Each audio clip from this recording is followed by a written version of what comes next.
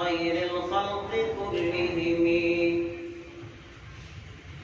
يا رب صل وسلم دائما أبدا على حبيبك خير الخلق كلهم أما بعد قال الله تبارك وتعالى في القرآن المجيد أعوذ بالله من الشيطان الرجيم بسم الله الرحمن الرحيم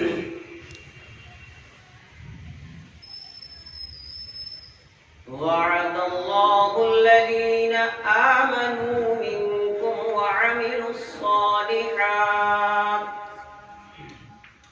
ليستخلفنهم في الأرض كما استخلف الذين من قبلهم وليمكنن لهم دينهم الذي ارتضى لهم وليبدلنهم من بعد خوفهم أمنا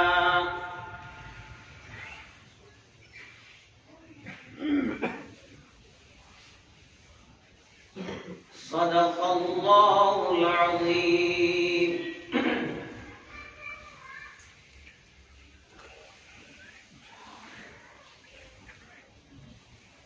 برادران اسلام،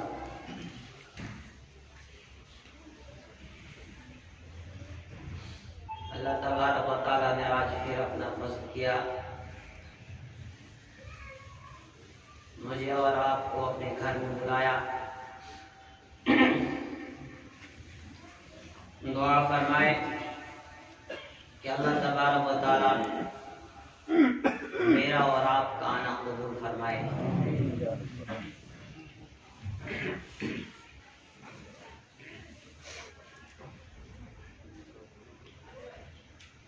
گزشتہ جمعہ بات چل رہی تھی کہ اللہ رب العالمین نے ایمان والوں سے وعدہ کیا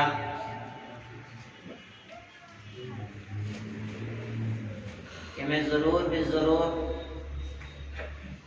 تمہیں اس زمین میں خلافت عطا کروں گا اور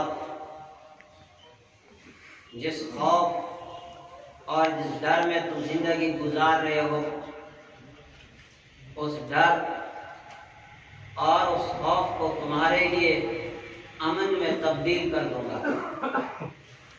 تمہیں چین اور سکون کی زندگی عطا کروں گا. اور پھر آپ کے سامنے اس پر میں نے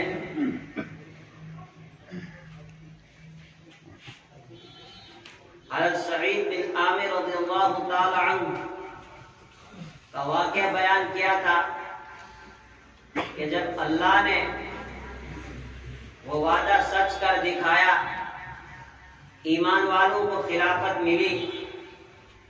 حضرت عمر رضی اللہ تعالی عنہ اپنے دور خلافت میں جو زیادہ عرصہ نہیں، صرف 10 سال 6 ماہ اور چند دن کا عرصہ ہے، اس میں وہ 22,55,000 مربع میل کے حکمراں بن جاتے ہیں.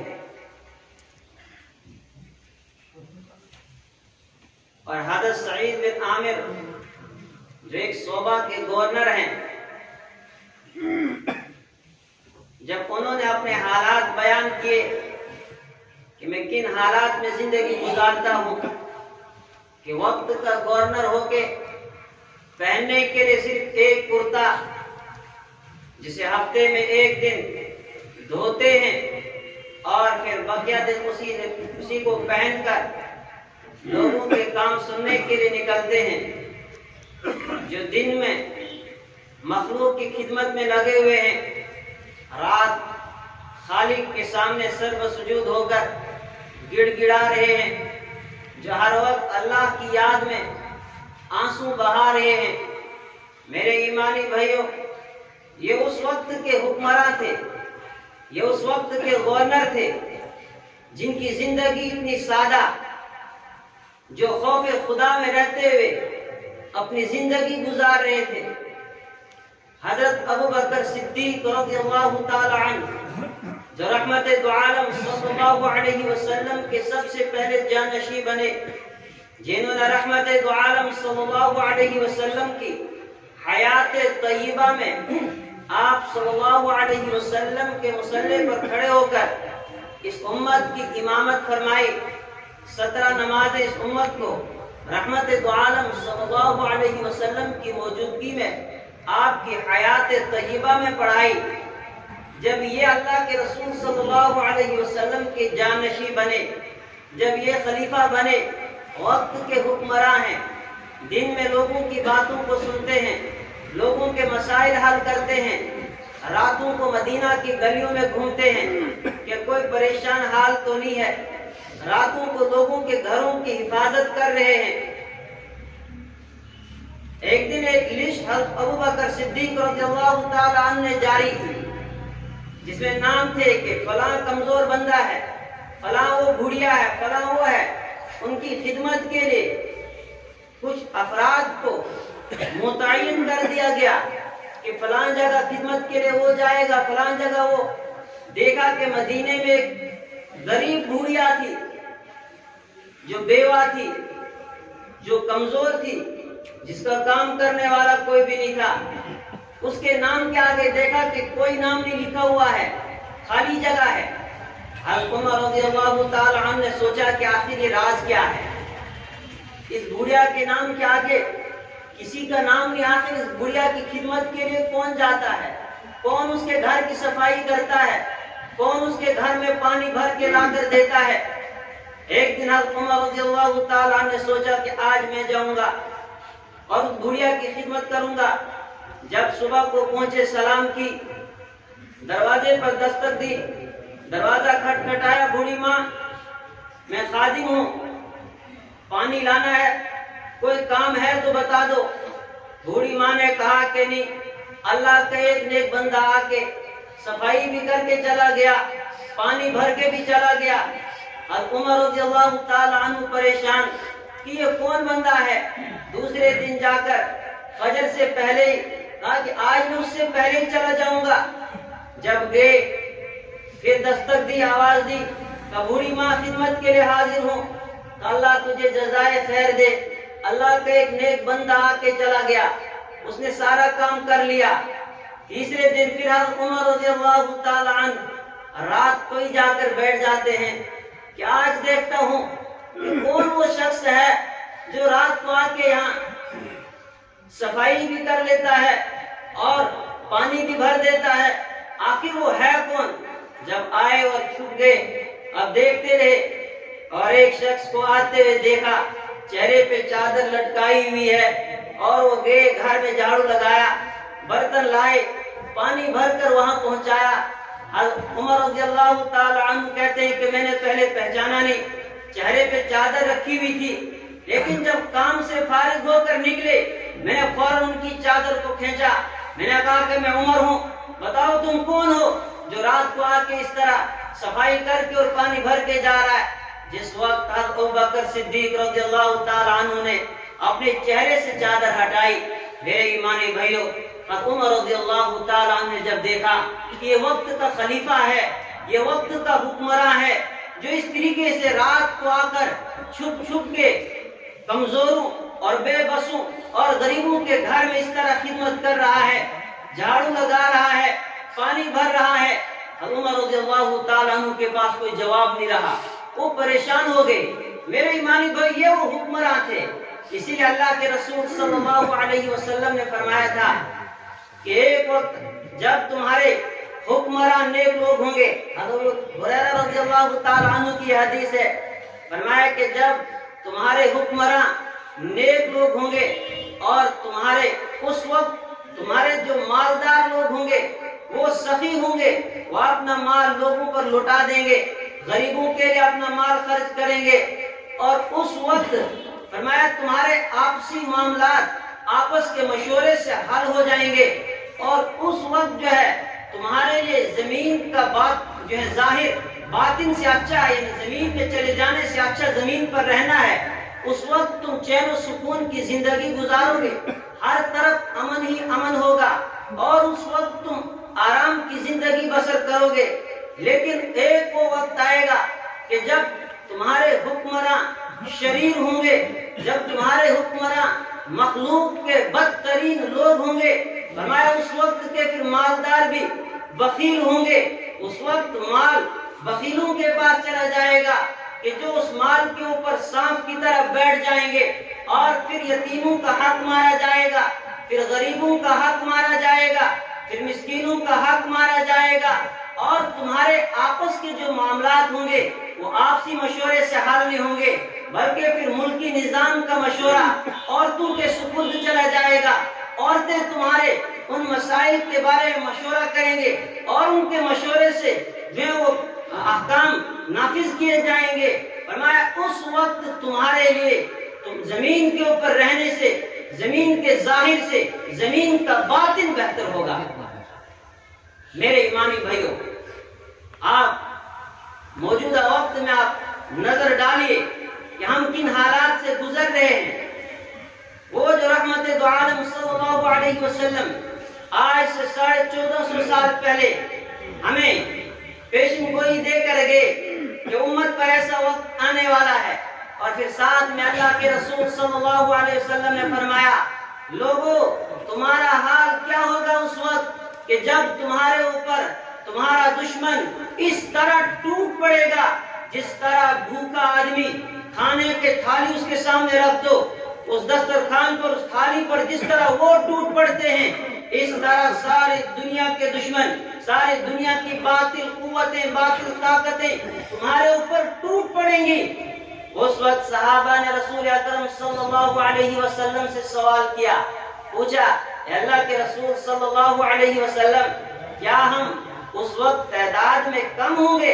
اللہ کے رسول صلی اللہ علیہ وسلم نے فرمایا، تعداد میں کم نہیں ہوں گے، تعداد تمہاری بہت زیادہ ہوگی، مگر وہ تعداد کیسی ہوگی؟ جس طرح سمندر کے اوپر یہ جھاگ ہوتی ہے، ایسا لگتا آدمی کو دور تک پھیلی ہوئی ہے لیکن اس کا کوئی وزن نہیں ہوتا ہے۔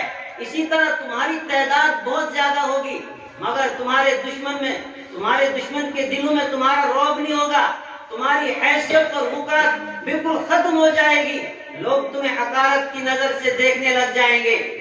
بھائی مسجد کا تعاون کریں، آپ حضرات دل کھول کر، تعمیری کام ابھی باقی ہے کچھ، آپ حضرات سے گزارش ہے کہ آپ حضرات بڑھ چڑھ کر تعاون کریں۔ تو میرے ایمانی بھائیوں، صحابہ نے جو سوال کیا کہ کیا اس وقت تعداد کم ہوگی؟ فرمایا نہیں، تعداد تمہاری بہت زیادہ ہوگی۔ اور پھر کیا ہوگا؟ کیوں ایسے حالات بنیں گے؟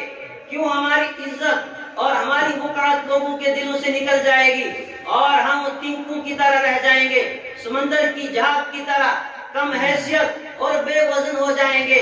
اللہ کے رسول صلی اللہ علیہ وسلم نے فرمایا، کیونکہ تمہارے دلوں کے اندر وہن ہوگا۔ صحابہ نے پوچھا، اللہ کے رسول صلی اللہ علیہ وسلم وہ وہن کیا ہے؟ فرمایا، حب الدنیا وکراہیت الموت۔ فرمایا دنیا کی محبت اور موت کی نفرت۔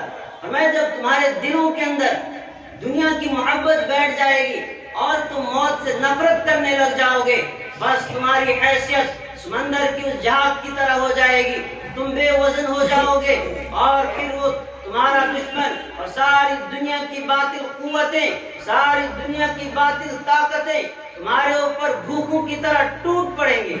میرے ایمانی بھائیوں، ہر ایک اپنا اپنا محاسبہ کرے کہ ہم کس دور میں ہیں، کن حالات میں جی رہے ہیں، کہ اللہ کے رسول صلی اللہ علیہ وسلم کی پیشن گوئیاں اور ایمان والوں کو جب خلافت ملی، ابو بکر صدیق رضی اللہ تعالی عنہ کا یہ حال ہے کہ راتوں کو جا رہے ہیں، لوگوں کی خدمت کر رہے ہیں۔ امیر المؤمنین حضرت عمر رضی اللہ تعالی عنہ، یہ وہ عمر جس کے ذریعے اللہ رب العالمین نے اسلام کو قوت بخشی، جو 22,55,000 مربع میل کا حکمراں ہے، ایک دن رونے لگ گئے۔ کسی نے پوچھا کہ رونے کا سبب کیا ہے، کیوں رو رہے ہو؟ کہنے لگے ایک پل بنایا ہوا تھا، اس کے اوپر سے بکریوں کا ریوڑ گزر رہا تھا، اور ریوڑ کے گزرتے گزرتے پل ٹوٹ گیا، ایک بکری کی ٹانگ ٹوٹ گئی، ڈر رہا ہوں کہ کہیں اللہ مجھ سے قیامت کے دن یہ نہ پوچھے عمر تیری حکومت تھی تو نے وہ پل کمزور کیوں بنوایا تھا، ایک بکری کی ٹانگ ٹوٹ گئی، اللہ کی عدالت میں کیا جواب دوں گا؟ میرے ایمانی بھائیوں، اللہ نے مجھے بھی اور آپ کو بھی عہدہ دیا ہے، آخر ہم سوچیں ہم اس عہدے کا کیسا استعمال کرتے ہیں۔ اگر اللہ ہمیں طاقت دیتا ہے اس طاقت کا ہم کیسا استعمال کرتے ہیں۔ یہ 22,55,000 مربع میل کا حکمراں جو ایک بکری کے ٹانگ ٹوٹنے پر اتنا پریشان، اتنا رو رہا ہے، ذرا ہم اپنے گریبان کے اندر جھانک کر دیکھیں کہ ہم نے کتنے غریبوں کا حق دبایا ہے، ہم نے کتنے لوگوں کے خون اور پسینے کو چوسا ہے، اور پھر ہم بے خوف ہو کر بیٹھے ہوئے ہیں، اس دھرتی کے اوپر چل رہے ہیں اور اپنی آخرت کو بھول گئے کہ اللہ کی عدالت بھی لگے گی جہاں پر ایک ایک پائے کا اللہ کے یہاں حساب دینا ہے۔ یہ عمر رضی اللہ تعالی عنہ جن کی حکمرانی صرف انسانوں پر نہیں، جن کی حکمرانی دریا پر بھی چلتی تھی، جن کی حکمرانی ہواؤں پر بھی چلتی تھی، امیر المؤمنین عمر رضی اللہ تعالی عنہ ممبر پر بیٹھے ہوئے خطبہ دے رہے مسجد نبوی کے اندر، اچانک آپ اشارہ کرتے کہتے ہیں یا ساری الجبل، یا ساری الجبل، اے ساریا پہاڑ کو نہ چھوڑو، پہاڑ کی طرف دوڑو۔ اور صحابہ کرام پریشان ہوئے کہ اچانک بیچ میں آپ نے یہ کیوں کہا۔ ایک مہینہ گزرنے کے بعد جب لشکر واپس آتا ہے، بات کیا تھی کہ ایک لشکر بھیجا ہوا تھا کہ ملک عراق کے حصے میں جنگ کے لیے گئے ہوئے تھے، اور مدینہ سے 1 مہینے کی مسافت کی دوری پر لشکر جنگ کر رہا ہے۔ اور جب لشکر واپس آیا ان سے پوچھا بھائی کیا حال ہے، کہا ہم شکست ہونے والی تھی لیکن اللہ نے فتح دی۔ تو فتح کیسے ہوئی؟ کہ ہم پہاڑ کو چھوڑنے والے تھے، اتنے میں ہوا میں ہمیں حضرت عمر رضی اللہ تعالیٰ عنہ کی آواز سنائی دی۔ حضرت عمر رضی اللہ تعالیٰ عنہ کہہ رہے تھے ساریہ پہاڑ کو نہ چھوڑو بلکہ پہاڑ پر جمے رہو، اگر ہم پہاڑ کو چھوڑتے تو ہمارا دشمن پہاڑ کے پیچھے سے آ کر ہم پر حملہ کرتا، ہمیں شکست ہو جاتی، اور ہم نے پہاڑ کو نہیں چھوڑا، اللہ نے فتح دی۔ اور اس وقت صحابہ سمجھ گئے یہ حضرت عمر رضی اللہ تعالیٰ عنہ جو ممبر پر اس وقت آواز لگا رہے تھے، ہوا نے وہ آواز، ہوا کے ذریعے اللہ نے اس آواز کو اس لشکر تک پہنچایا۔ یہ حکمراں، اور حال کیا ہے، پورے دن لوگوں کی خدمت میں لگے ہوئے، مخلوق کی باتوں کو سن رہے ہیں، رات کو مدینہ کی ایک ایک گلی میں گھوم رہے ہیں، مدینہ کا گشت لگا رہے ہیں، لوگوں کے گھروں کی حفاظت کر رہے ہیں۔ جو لشکر، جو مجاہدین جہاد کے لیے نکلے ہوئے ان کے گھروں کو پہرا دے رہے ہیں، اور پوری رات مدینہ کی گلیوں میں گھوم رہے ہیں، کہیں کوئی بھوکا تو نہیں سو رہا ہے، کہیں کوئی ننگا تو نہیں ہے، کہیں کوئی بغیر بستر کے تو نہیں ہے۔ یہ وقت کے حکمراں، مصر جب فتح ہوا وہاں کے گورنر نے ایک دن ایک خط حضرت امیر المؤمنین حضرت عمر رضی اللہ تعالی عنہ کے نام لکھا، اور اس خط میں تھا کہ امیر المؤمنین عجیب ماجرا ہے کہ دریائے نیل ہر سال سوکھ جاتا ہے، اور صدیوں سے یہاں پر ایک رسم چلی آ رہی ہے، جب تک نہ ایک جوان لڑکی کو زیورات پہنا کر بنا سنگار کر کے اس کو اس دریا میں ذبح نہ کیا جائے یہ دریا نہیں چلتا ہے۔ دریا سوکھا ہوا ہے، خشک سالی ہے، ہر طرف پریشانی ہے، اب کیا کیا جائے؟ امیر المومنین حضرت عمر رضی اللہ تعالی عنہ نے ایک خط لکھا، بسم اللہ الرحمن الرحیم۔ یہ خط امیر المومنین عمر کی طرف سے دریائے نیل کے نام، اور اس پر آگے لکھا کہ دریائے نیل اگر تو اللہ کے حکم سے چلتا تھا تو چل، اگر نہیں تو پھر تیرے چلنے کی کوئی ضرورت نہیں۔ قاصد کو بھیجا، قاصد وہ رکا لے کر دریائے نیل کے پاس پہنچتا ہے اور اس کے اندر وہ ڈال دیتا ہے، اور پھر دریائے نیل نے چلنا شروع کیا، اور ایسا چلا کہ 14 صدیاں گزر گئی، آج تک کبھی نہیں رکا۔ میرے ایمانی بھائی، یہ دریا پر حکومت کرنے والے، لیکن حال کیا ہے؟ روتے ہیں، اللہ کے سامنے ہاتھ پھیلا کر گڑ گڑا رہے ہیں، اے اللہ اگر کہیں دریائے فرات کے کنارے پر کوئی کتا بھی اگر بھوکا مر گیا، اللہ ہم تیرے سامنے کیا جواب دیں گے؟ رو رہے ہیں۔ مدینہ میں ایک مرتبہ آگ کا لاوا پھوٹ پڑا، آگ شہر کی طرف بڑھنے لگی، صحابہ دوڑتے امیر المومنین کے پاس آئے، اے امیر المومنین، آگ کا لاوا پھوٹ گیا ہے، آگ شہر کی طرف بڑھ رہی ہے، کچھ کیجئے۔ اس وقت فائر بریگیڈ سروس تو تھی نہیں کہ آپ جا کر آگ بجھائیں۔ کہا اچھا یہ لو میرا کرتا۔ امیر المومنین جو 22,55,000 مربع میل کے حکمراں ہیں، بیت المال سے جو تنخواہ ملتی تھی صرف 2 جوڑے کپڑے لیتے تھے، 2 کرتے سال کے، پورے سال میں 2 کرتے۔ اور صحابہ نے جب ان کے لباس کی کیفیت کو بیان کیا کہ ان کے کرتے میں 17 پیوند ہوا کرتے تھے، وہ 17 پیوندوں والا کرتا حضرت تمیم داری رضی اللہ تعالیٰ عنہ کے ہاتھ میں دیا کہ جاؤ اس کرتے کو ہلاؤ، آگ خود بخود بھاگ جائے گی۔ تمیم داری رضی اللہ تعالیٰ عنہ حضرت عمر رضی اللہ تعالیٰ عنہ کا وہ کرتا لے کر جاتے ہیں اور ہلاتے جاتے ہیں، آگ پیچھے کی طرف بھاگتی ہے۔ آگ امیر المومنین رضی اللہ تعالیٰ عنہ کے اس کرتے کی وجہ سے اللہ نے اس آگ کو بجھا دیا۔ یہ امیر المومنین باہر کے کسی ملک کا سفیر ملاقات کے لیے آیا، لوگوں سے پوچھا کہ میں مسلمانوں کے امیر سے ملنا چاہتا ہوں، ان کا محل مجھے بتاؤ، کہاں ان کا محل ہے؟ لوگوں نے تعجب سے کہا کیا آپ ان کے محل کو دیکھنا چاہتے ہو؟ کہا امیر المومنین کا کوئی محل نہیں۔ کہا کہاں ملیں گے؟ کہا جاؤ یا تو مسجد نبوی کے اندر ملیں گے یا بیت المال کے اونٹوں کی دیکھ بھالی کرتے ہوئے تمہیں ملیں گے۔ مسجد نبوی میں پہنچے، دیکھا کہ وہاں پر نہیں ہے، جہاں پر اونٹ رکھے ہوئے تھے وہاں پر وہ سفیر پہنچا، وہاں پر بھی امیر المومنین حضرت عمر رضی اللہ تعالی عنہ نہیں ملے۔ اور اس کے بعد تلاش کرتے کرتے دیکھا جنت البقیع کے پاس میں ایک درخت تھا، اس درخت کے نیچے اینٹ سرانے پہ رکھی ہوئی ہے اور سو رہے ہیں۔ میرے ایمانی بھائیوں، اللہ کا جو وعدہ تھا لَيَسْتَخْلِفَنَّكُمْ فِي الْأَرْضِ كَمَا اسْتَخْلَفَ الَّذِينَ مِنْ قَبْلِهِمْ، کہ لوگوں تمہیں میں ضرور بھی ضرور خلافت دے دوں گا، مگر شرط ہے کہ تم مومن تو بن جاؤ۔ انہوں نے دنیا کو لات مار دی، دنیا کو ٹھوکر مار دی اور اپنے آپ کو اللہ کے لیے وقف کر دیا۔ کیوں؟ کیونکہ دل کے اندر سکون تھا۔ میرے ایمانی بھائیوں، ہم دنیا میں لگ گئے، ہم نے سوچا کہ دنیا کما لیں گے، چین مل جائے گا، سکون مل جائے گا۔ نہیں، اللہ کہہ رہا تھا، میرے ایمانی، اللہ کہہ رہا تھا اے ایمان والو، اگر تمہیں سکون چاہیے، سکون ادھر نہیں، سکون اللہ کی یاد میں ہے۔ آؤ اللہ کی یاد میں لگ جاؤ، پھر دیکھو تمہارے خوف کو کس طرح میں امن میں تبدیل کر دوں گا، تمہارے لیے کس طرح میں حالات کو سازگار کر دوں گا اور تمہارے دلوں کو کیسا چین اور سکون عطا کروں گا۔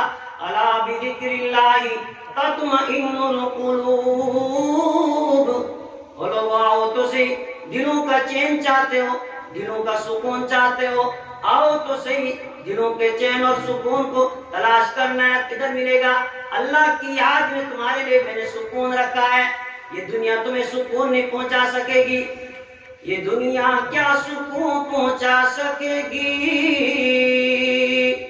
یہ دنیا کیا سکون پہنچا سکے گی، یہی تمہارے رنج و فسوں ہے، یہی تمہارے رنج و فسوں ہے، سکون کا راز میں تجھ کو بتاؤں، سکون کا راز میں تجھ کو بتاؤں، جو میرا مائے جذبے دروں ہے، یہ دل مسکن ہے رب العالمین کا، یہ دل مسکن ہے رب العالمین کا، اسی کی یاد اس کا سکون ہے۔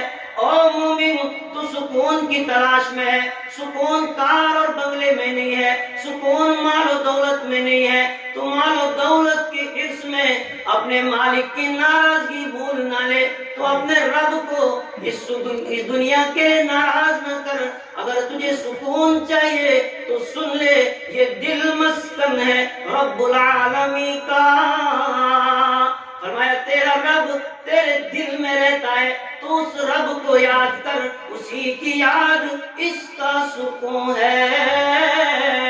او مومن، تجھے اگر سکون چاہے، تجھے رب کی یاد میں سکون ملے گا، وہ رب پھر وہ کیا کرے گا؟ فرمایا پھر تمہارے لیے تمہارے اس ڈر کو، تمہارے خوف کو، وَلَيُبَدِّلَنَّهُمْ مِنْ بَعْدِ خَوْفِهِمْ أَمْنًا، تمہارے ڈر اور خوف کو امن میں تبدیل کر دوں گا، پھر دنیا کی کوئی طاقت تم پر مسلط نہیں ہو سکتی ہے۔ ان کنتم مؤمنین، اگر تم مومن بن جاؤ، ولا تہنوا ولا تحزنوا، او میرے مومن بندو تم غم نہ کرو، تم پریشان نہ ہو، ولا تہنوا ولا تحزنوا انتم الاعلون، تم سر بلند رہو گے، تم کامیاب ہو جاؤ گے۔ ان کنتم مؤمنین، تم مومن بن جاؤ۔ میرے ایمانی بھائیوں، ضرورت اس چیز کی ہے کہ ہم خواب غفلت سے بیدار ہو جائیں، اللہ کی یاد میں لگ جائیں، پھر آپ دیکھیں کہ سکون اور چین کیسے لوٹ آئے گا۔ اللہ تبارک و تعالی مجھے بھی اور آپ کو بھی صحیح سمجھ عطا فرمائے۔ وآخر دعوانا الحمدللہ۔